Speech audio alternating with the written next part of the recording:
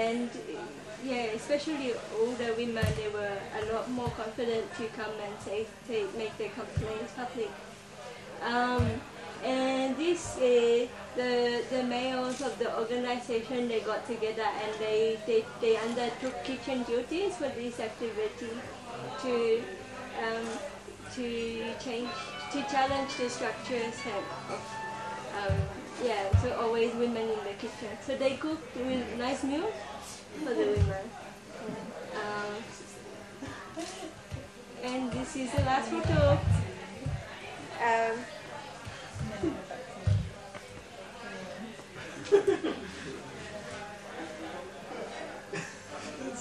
What happened? What did you say? Oh, we're just laughing that, like, it's so meaningful, but it's like those things that are tokenistic, like this day is men cook in the kitchen day. Yeah, but yeah. Don't forget where they live. Like. I know. It is a really big thing. Cause sexism means like with a chest together. It's a like cocktail Molotov, you know. And it's a really hard thing to break because even the old exiles and stuff from Latin America, when they have their stuff for Women's Day and stuff, I'll walk into the kitchen and I'll be like, what the hell is Women's Day? Like, not even. And it'll be hard for me also every time I go and I go, okay, just let me wash the dishes. And they'll be really like, get out of here. And they always, the things that women have been always shown, they always say like this is the way to help out, to take, you know, the kitchen duties. And so it's really hard to cross that boundary, you know. It's also when they're like, get out of here, then I'm like, okay, well, it's also, you know, because it's really hard to get through that stuff. And yeah, it needs some popular education, but you can't have popular education when they always take on, and men always are happy to have them looking for them. So that's, as tokenistic as it is, it's pretty huge. Not even here in Australia, with the Latinos. So this the leadership of this organization is really, they really do try to change the existing structures. Well, it's very difficult. Like when you see the mixed men and women in the meeting, you see like men participating a lot and women not at all. And including there's one group I was part of doing this brainstorming where the non-participation was so much that the young woman in the group, she sat far from the group with her baby. We were like, do you want to come sit with us and we can talk about this together?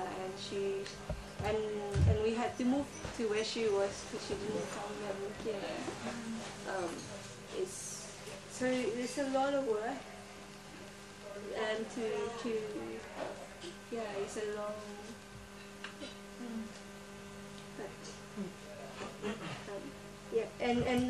And so I was gonna plug the Women's March here for the Women's Day. Already plugged it. Yes. Let's have you spot any like any men which are or men, like to participate in a feminist or just I guess feminist movement. In the support role, but some people do take an active role in supporting feminist struggle. So a lot of these men. So this is the major leader. He's the one whose brother was killed, and he got up and he said we'll always be up here cooking for the women's event. And his partner, another leader of the organization, you know, she was saying, yes, okay, now the men are cooking today and the women, you can't go near the and she was saying, yes, and now they can cook for us every day. I got used to it. But but there is in some of the leadership there is a lot of work to it. Like, and they make this magazine to hand out, and it was really good. Like, it goes on about how one woman was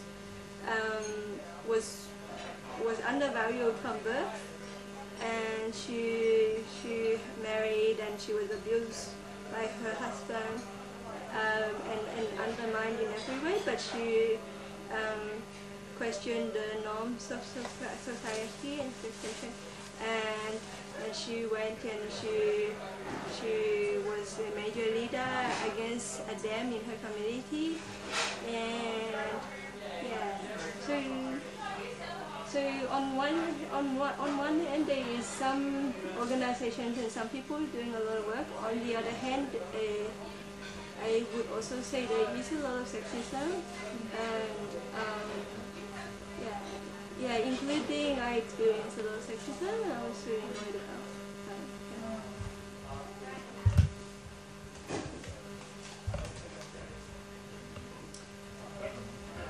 My question on So including there's different fundings. So there was letters going on to the elite of the country saying, for the democracy of the country, we want you to donate $2,000 or something. And so there's different people, so all the business people, and Business Council of Honduras is United Democratic, what is it called? Civil Democratic Union is business people, political people. There is a very popular group, and they organize including white shirt marches, which are marches of the rich people and the people they pay to show support for the group, and also there was some funding for lobbying media campaigns from the US. It wasn't substantial. It was something like $20,000 from some think tanks. Off the top of my head, but there is definite, diplomatically, there's definite support from all the conservative countries. Even if at the beginning everyone say they oppose it, but their actions is other.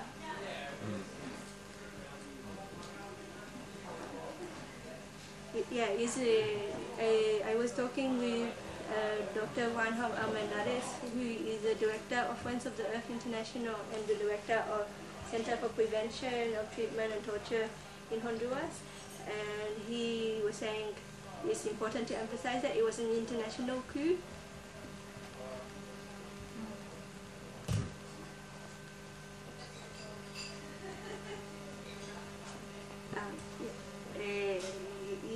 That is not only Honduran elite, but Honduran elite in partnership with a lot of international interests, whether it's palm oil, hydroelectric dams, and education, and business factories.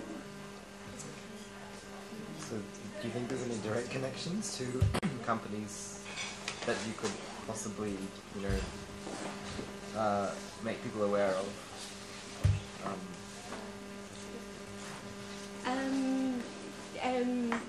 The companies, all the multinationals, the multinationals that are on the kind of boycott list include people we know and people we don't. So people we know are like McDonald's, Pizza Hut, Wendy's, Bobbin, I don't know, ice cream, so forth.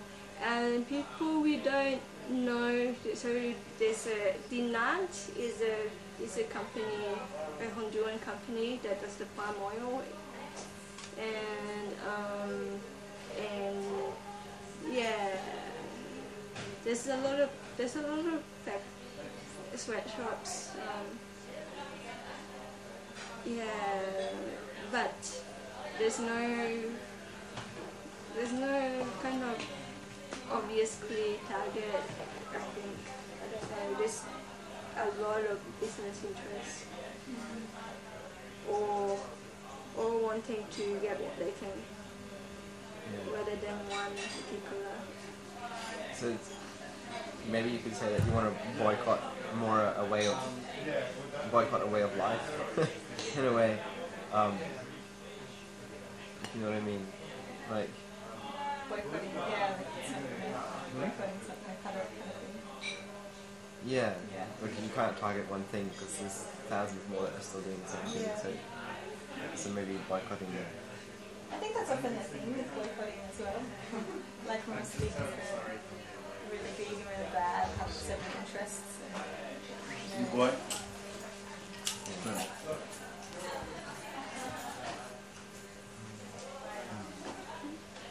So the teacher struggle. So the impact on the coup on teachers is there is a process to privatize education. I don't know. They're trying to bring in a law to municipalize education, and this leads to privatization. It has led to privatization in Philippines, and will lead to and also they have been to replace the teachers award with the law of education, which is for this privatization, and the teachers award it's been suspended at the moment. It's been accidentally suspended. They publish something in the paper that they publish all the laws in, and then it says teachers award suspended, and someone notices months later and they say what's wrong, and they're like, oh, and then the people, the president is saying like, oh, that was a mistake. It must have been transcription mistake. But nothing has been done to address this mistake. They haven't. So we don't think it's a mistake at all. And there's been about 15 teachers who have been killed, including one called Manuel Flores. He was killed in 2010 on March or April. Is one of the worst cases because he was shot at school during break time in front of the children and the other teachers by a few people coming in hooded and just shot him. And in August there was a very massive repression. The teachers were in strike for a month, demanding. Oh, I forgot to mention that 2,000 teachers haven't been paid in 2010 still at all for any of the work they've done. And before it was 6,000, 4,000 have been paid, but they're doing it slowly, little by little, and it's not acceptable. And so this repression that the teachers were put under in August was, they were constantly gassed. They had tear gas cans thrown at them. There was, including the very worst day, there were 300 gas cans thrown at them in confined spaces. They were inside a university, and they were where they were refuging, and to come out, all the doors are guarded by, so you would be arrested if you come out, and a lot of, so it's affected a lot of people. So I'll show you some slides. Let me see. It's Tuesday, Teachers March. I like the flag.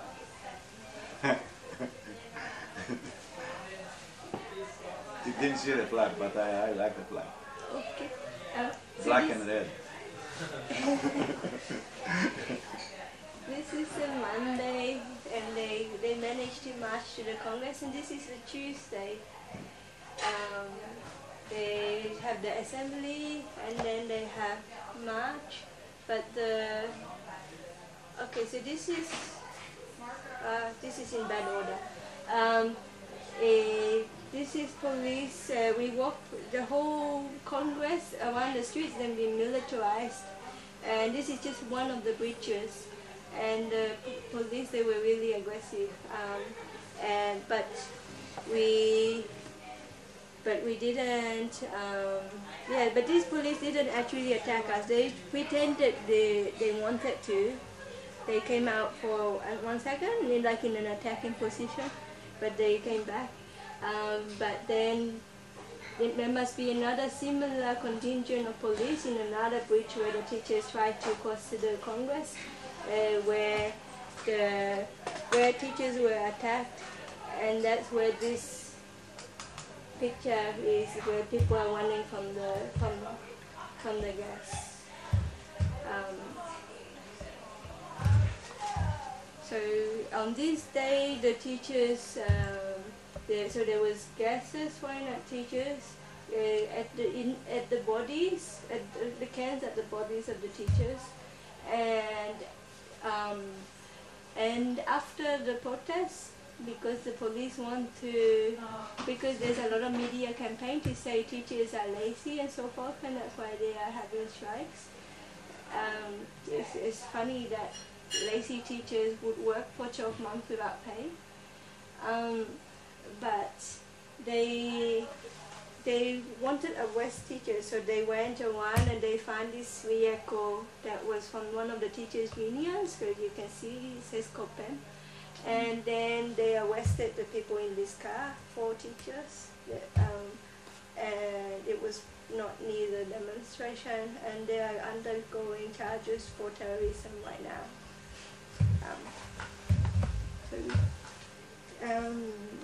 So that's all. Yeah. Thank you so much. Yes, thank you for listening to so long. Thank you for staying for so long.